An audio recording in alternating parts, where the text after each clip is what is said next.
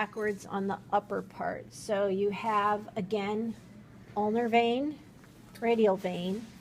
They come to the brachial vein, the axillary vein, the subclavian vein, and then actually the jugulars, you have an external jugular that comes in, and then an internal jugular that comes in. There's not a common jugular like the arteries. As soon as they come in, now the subclavian turns into a brachiocephalic.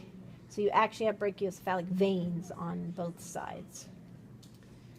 The brachiocephalic veins then drain into the superior vena cava and go back to the right atrium. What else do I want to say about this? Oh, and this is where the lymph ducts drain in at the subclavians as well. So then this big one on the bottom, this is the inferior vena cava, and it's bringing in blood back to the heart from the lower extremities. So we'll start at the bottom and come up the lower extremities. So there's the, what do we have to do? Do we have to do anterior and posterior tibial again? Or do we have to do fibular? Yeah, tibial. Okay, anterior and posterior tibial. And then popliteal vein is behind the knee again. And then femoral vein coming up, and then at some point it becomes the common iliacs that become the inferior vena cava.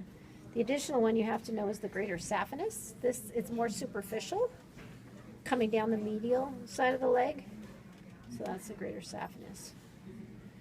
I think you have to know some hepatic or some. So you have to know the superior mesenteric, which comes down here. It branches to the splenic. That's going up to the spleen, is like in here.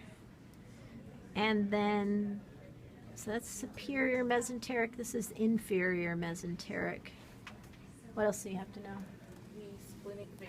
Oh, the splenic ones. Oh, I already told you the splenic vein branches off to go over the spleen. Is that it? Yeah. Okay.